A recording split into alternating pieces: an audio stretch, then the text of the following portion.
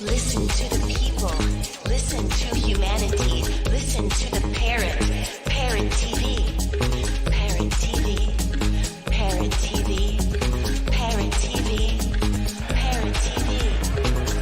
Listen to the people. Listen to humanity. Listen to the parrot. Parrot TV. Parrot TV. Parrot TV. Parrot TV. Parrot TV. Listen to the people. Listen to humanity. Listen to the parrot. Parrot TV. Parrot TV. Parrot TV. Parrot TV.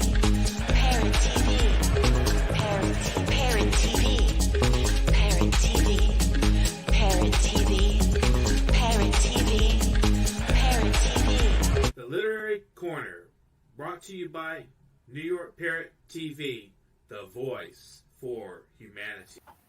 Hello, welcome to New York Parrot's Literary Corner. I'm Dustin Pickering, your noble and honest host. This is episode 213, and today we bring Ted Bernal Guevara, who has a new collection of poetry entitled Nice. Mr. Guevara resides in South Carolina, where he is a freelance writer. He is the author of two James Dean conceptual novels, Days of Slint and Lips of a Mastodon. His first novel, A Circle with Two Corners, won praises from Midwest reviewers, including one from The Sentinel. The crime romance novel True Feel is in its second edition. Ted has also published 3 other volumes of poetry, Films, Birds on Elephant, and Tanto and Destinata. Although he delves into an array of themes, always looking for the unusual and the edgy, Guevara finds adherence in the plight of the disabled and all their profound richness, as he states in a poem. At age 9, his family moved from the Philippines to Marion, Indiana, where all his physical challenges were realized and at the same time rewarded. His physician father never taught him how to dribble a basketball, but had trained him to type 1,000 words per day from notable books to increase his typing speed. Ted caught the literary bug instead from the exercise. Kirkus Reviews considers Mr. Guevara as author to watch as of 2018. Asphalt and Water, the third James Dean novel, will be out in late 2022. Thanks for joining us today, Ted. I hope you're having a great day. Thank you. So, yeah, it's great to meet you online here. We've been Facebook friends for a while. I'm curious. Yes. What attracts you to James Dean and crime romance? Well, I grew up in Marion, and that's where James Dean was born. And, I was there for a good, 40 years. Mm-hmm. And I would hear James Dean on a daily basis sometimes, Is there anything specific about his persona that attracts you? Well, he's just a magnet. I mean, the profile is so in depth, that people, they get attracted to that kind of persona. Mm-hmm. So I thought, why not research this actor? Lived only for 24 years and 3 films under his belt when he died,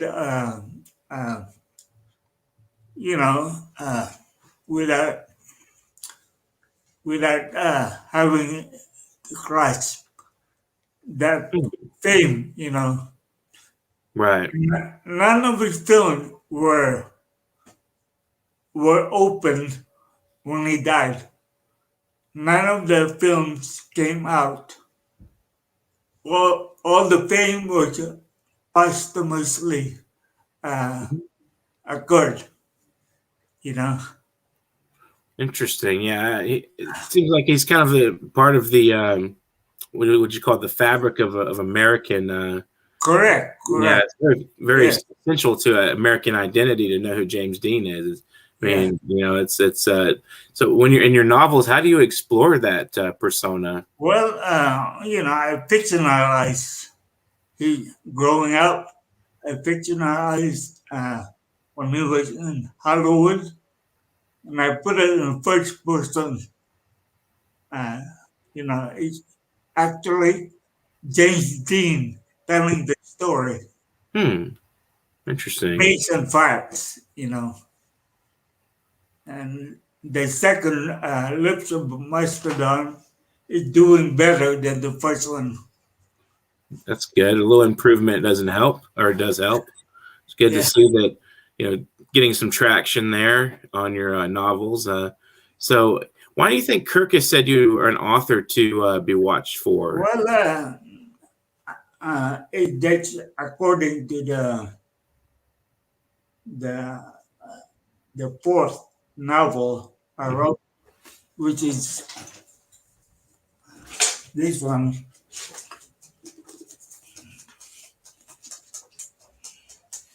Oops. How to design a threshold. Interesting. Yeah, yeah. Nice title. And 2 years ago, they interviewed me just like you're doing now, Hmm. you know, but not on video. And one of their reviewer, just mentioned that I should be read, you know, Hmm. and I have to look for the article, which is you can find it in the internet. Hmm. You look for Kirkles and under my name. I'll check it out myself. Let our readers know, to our viewers actually, and readers, to take a look at that and see what they think. And anyway, it's interesting that you're you conceptualizing James Dean, and also you're interested in the plight of the disabled. Where did you start with that, and what is it about the disabled that attracts you? Well, one of my themes before growing up, were probably from high school to probably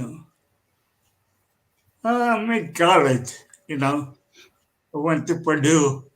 And my themes, I found out, it's all about the disabled characters. Hmm. I truly feel the main character there is in a wheelchair. Hmm. And hard to design a threshold. The priest has some, I'm not really saying mental incapabilities, but something he has to fight, something he had to challenge to Hmm. get through the his daily uh, ongoings. Hmm. And I myself, of course, I Hmm. have CP and cerebral palsy. Okay. So it's very personal, and you're attracted to this, to disabled people's plight, and it's very eloquently put in your bio.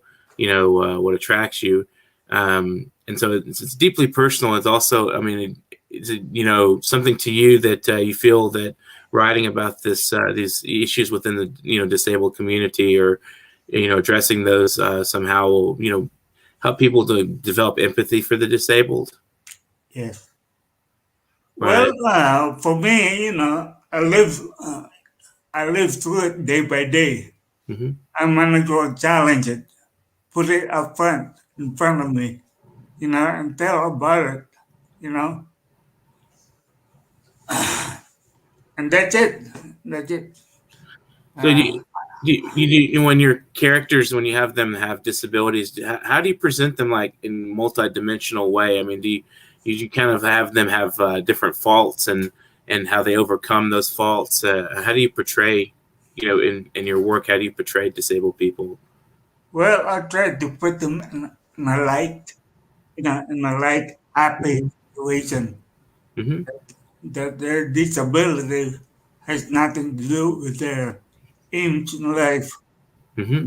course, and it Right. just there, it's just a furniture that they see every day, but it doesn't make a difference in their daily uh, ongoings. Right. So, I mean, from my perspective, I'm also disabled for different reasons, and I just find it interesting that you're addressing some of these issues, but you're addressing them in a way it's not like portraying disabled people as kind of victims and woe is me. I mean, I remember when I was being when I was in the mental health circles and they're in therapy, they would tell you not to identify with your illness. It's one of the things, it can't hold you down as much as unless you let it. And I thought that was that kind of relates to what you're saying. Yeah, that's it. I try to portray my characters as not victims. Right. They're achieving their goals without uh, this label that comes with them. They're Right. just living regular lives, you Mm-hmm. know. That's a And good way to look at it. Some yeah, hopeful and optimistic approach to looking at disability. It's not really something that it'll keep you down or put you in a damp zone. It's something that you can. In some ways, the challenges can be creative. Do you find that that's true of correct, yourself? correct. Yeah, I'm inspired by people who have disabilities and they can,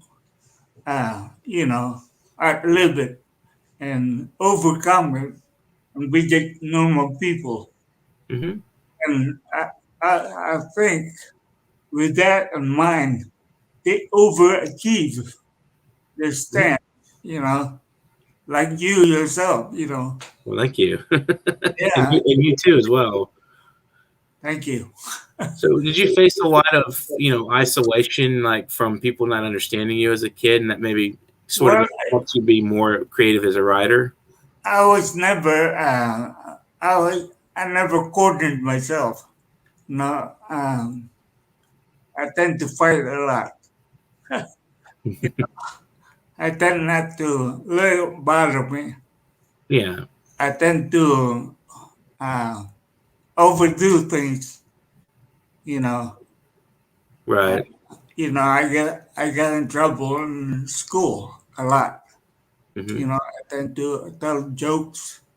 You know, that was just me. That Hmm. that That I was me tend too.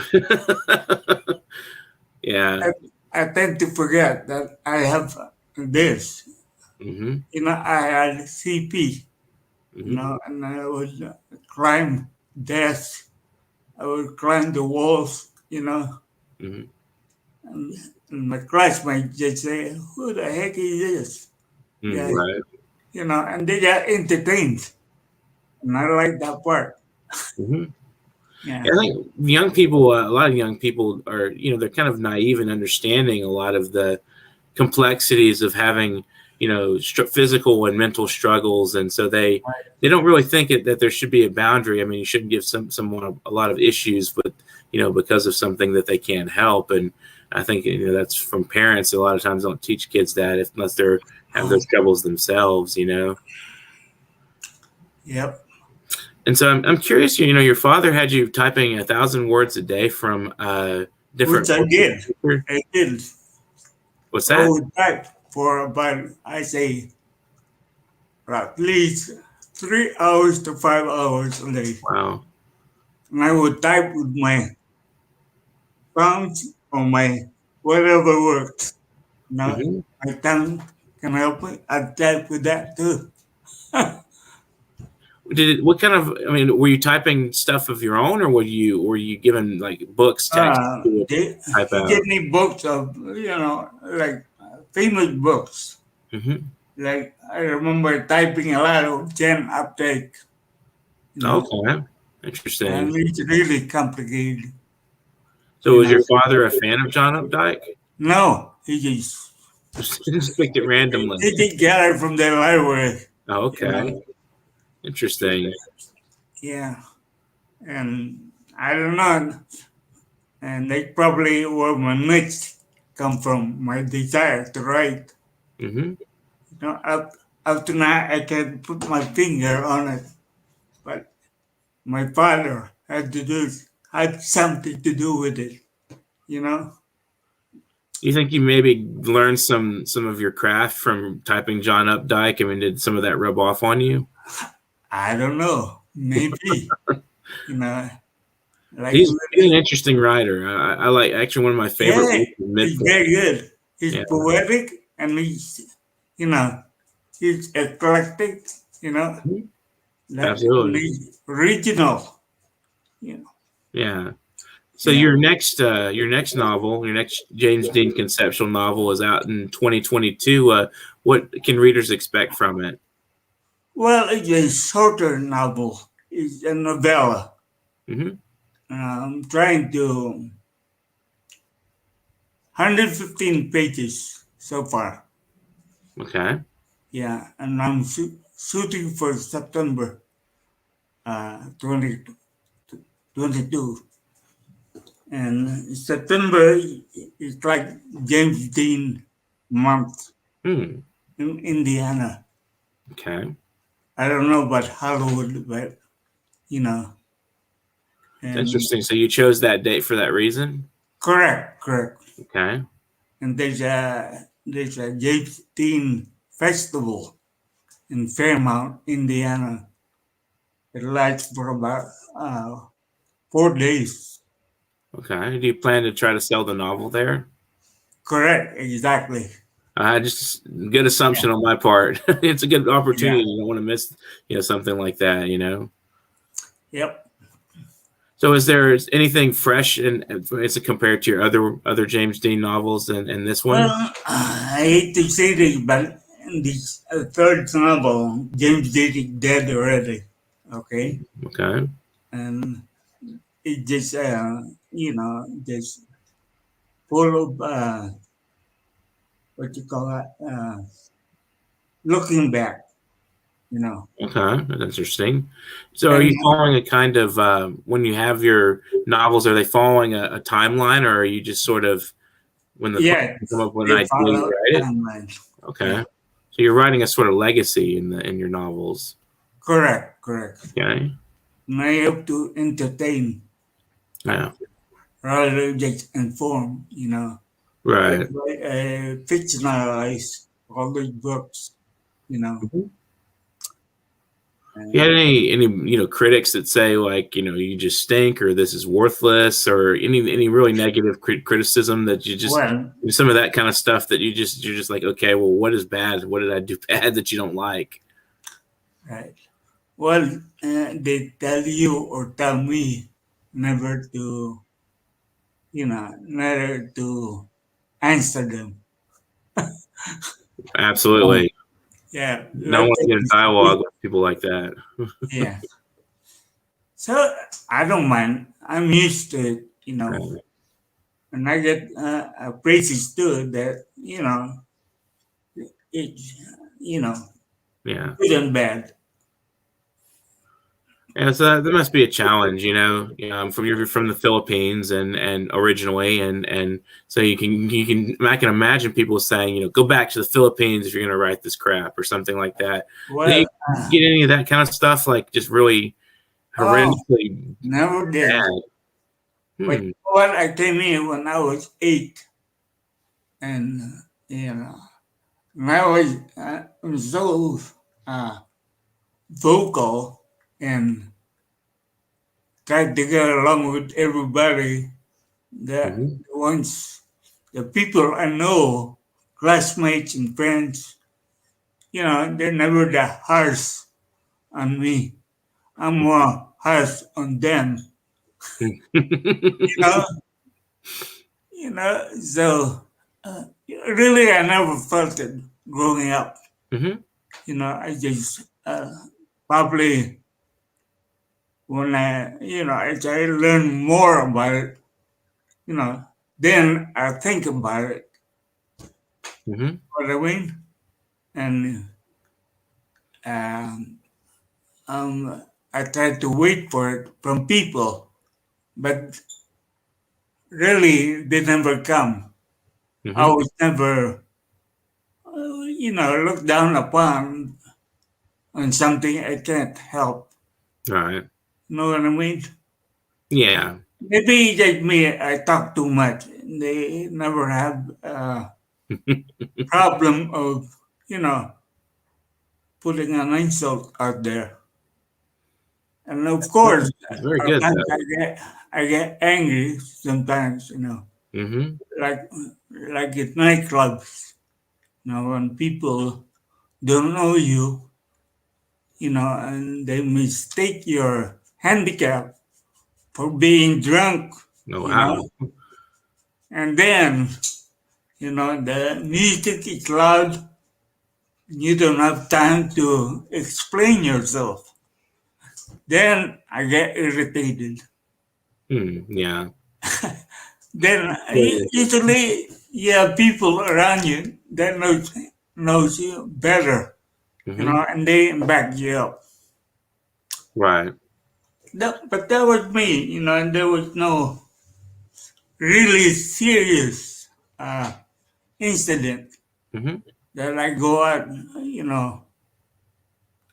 uh, getting a black eye or hitting Right. somebody back. Right. Well, we're going to take a brief break and come right back with some of Ted's works. Enjoy this break. They're watching Parrot Literary Corner. All right. We'll be right back with some of Ted's poetry and my Strolling. own. As I go outdoors, nature beckons to take a stroll in the yard, the garden, then through the mind.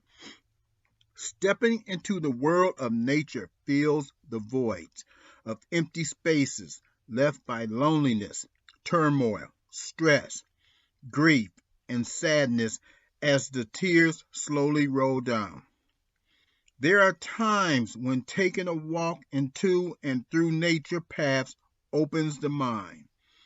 The outdoors, filled with the wonderland of beauty, immediately gives joy and happiness and takes the mind into a relaxing zone. A relaxed mind fills with many ideas that leads to notes, tones, rhythms, and words, quietly bringing peace and serenity deep within the darkness. We become aware that one day all that has been imagined will finally become reality.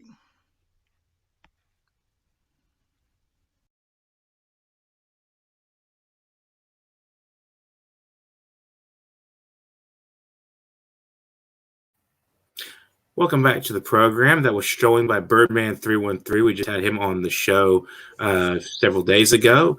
I'm going to go ahead and read a couple of Ted's poems here, Super. and these are some very interesting works. And this one is called Dry from the book Nice. Down the street, from the unkempt gutter, all is dry.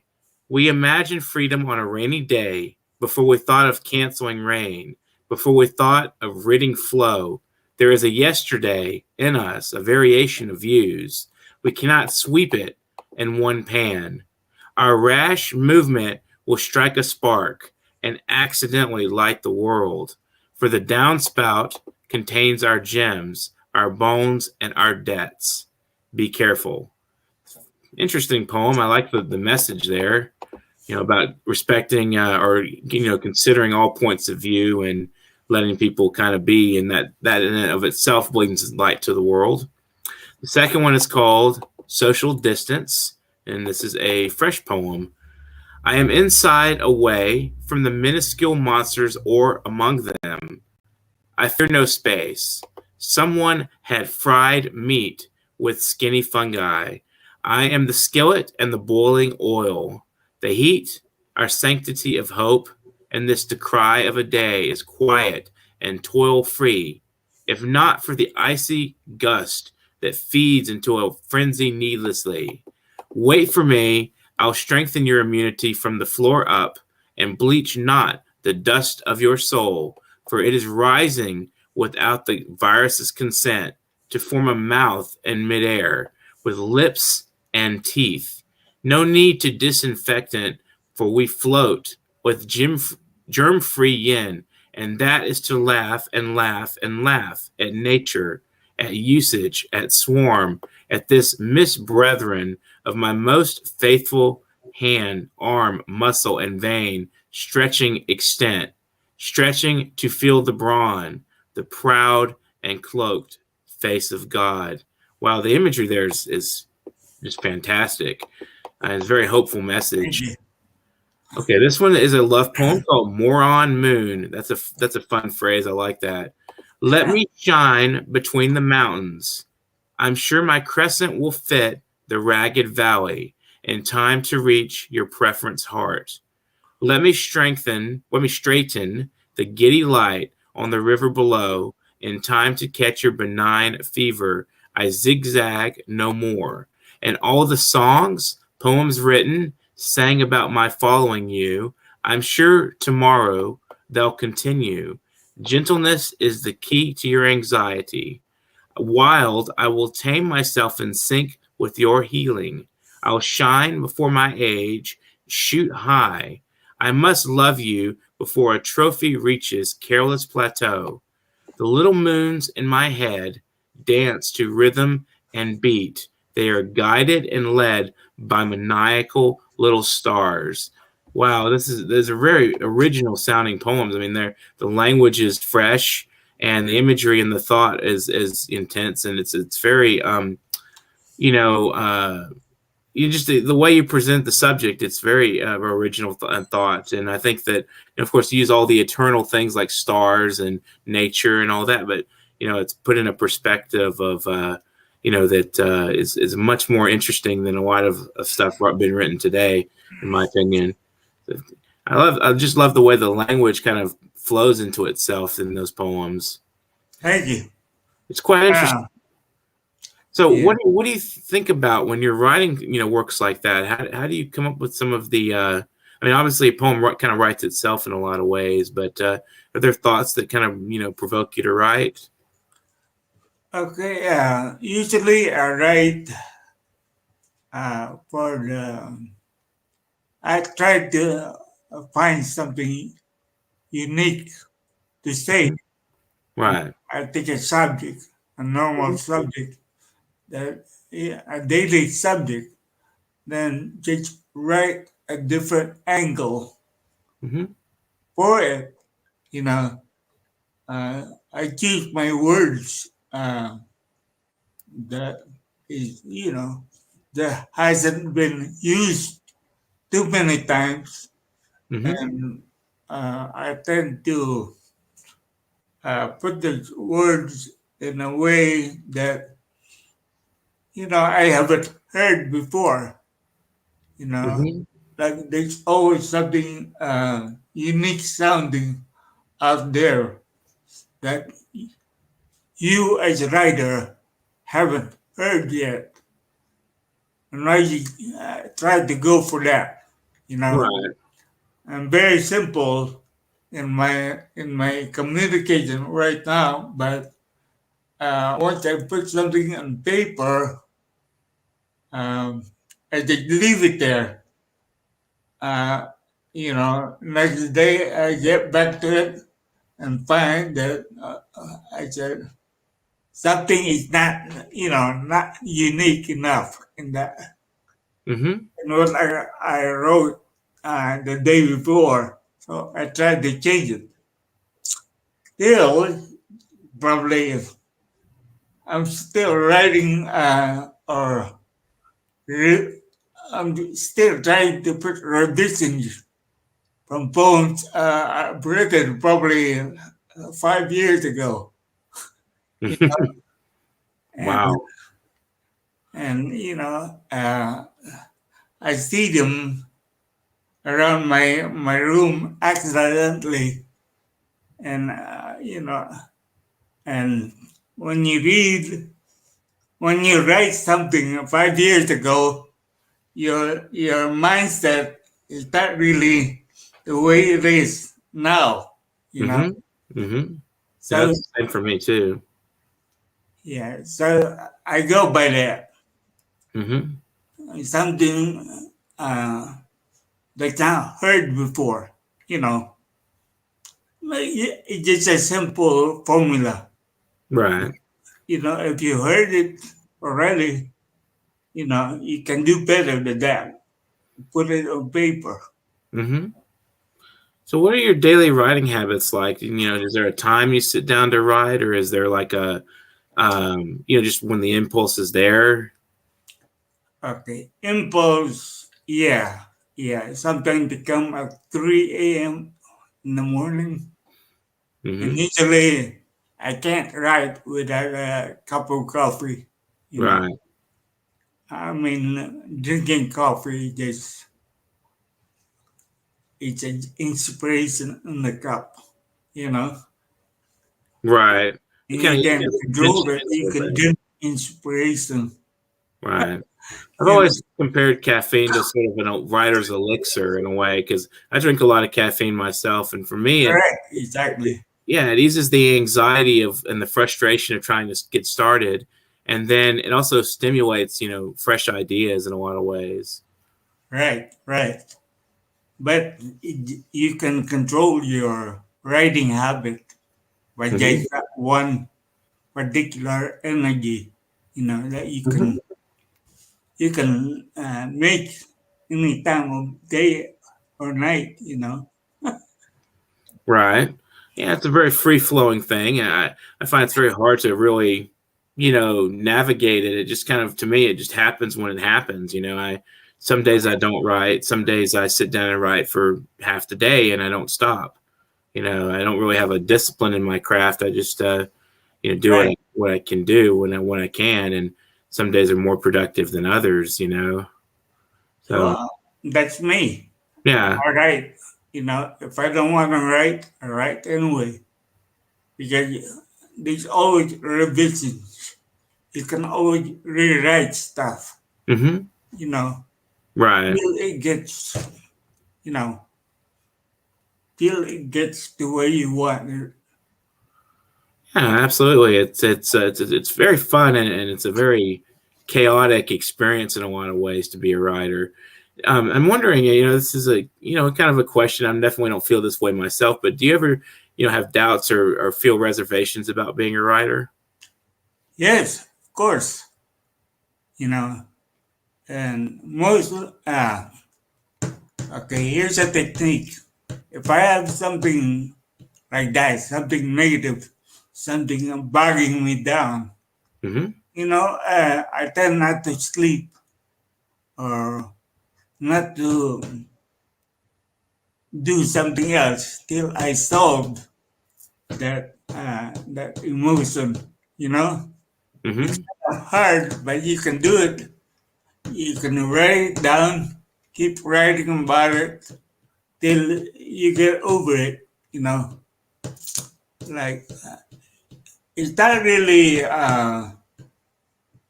It's not really. What do you call that term when you can't write? Writer's block. Yeah. Yeah, see, like so common that I forget it, you know. But when you get writer's block, what do? You write whatever is in your mind. You write about it, okay? Right. Till you get over it. I don't know, you know. Find that tensions like what you're describing, it's something bugging you in your mind or something, you're thinking about that you just can't let go of, and you sit down and start writing it, you tend to kind of at some point Correct. in the writing find something new about that subject that you weren't aware of before, like a fresh perspective that brings you peace. It's a way of processing a lot of those doubts and thoughts, I think. And I think that's one of the reasons writers enjoy writing is that it helps us to see things in a different light. Do you ever have those moments where you're writing something and you suddenly have a fresh perspective? It's like, wow, I never thought I thought that. Ah, that happens all the time. Right. That's fun. I mean, that's a good thing. Yeah. And with today's technology, you can do that easily. With all the word processor, with all the whatever, even you can even talk to your computer, and it writes by itself. Mm-hmm. I Yeah. mean, with Right. today's technology, like it's different from 100 years ago. Mm-hmm. We can write better now. You know, Right. yeah. So I don't worry about writing a bad thing. You know, Mm-hmm. I can always change it. You know, Mm-hmm. and Do you have have my any? neighbor read it. Mhm. You know, Yeah, get somebody to look at it and see if they yeah. can If he understand it. said it sucks, okay. If he said it sucks, I Yeah. said, hold that thought. I'll come back. Mm-hmm. I'll come back in a month, and you read it again. You Do you know. have any favorite contemporary writers right now that you enjoy reading? Boy, it's a lot. It's a lot. Uh, so many I can't remember the names. Okay, let's see. Uh, I like really my mind is just it's just not there in remembering things. Are there any personal You're lucky I remember your name. right? Like any people No, that are in your personal circle whose writings you appreciate really, that you find inspiring.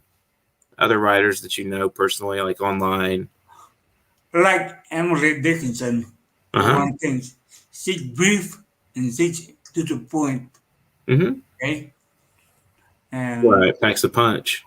yeah, Jen Updike wrote a lot of poetry also.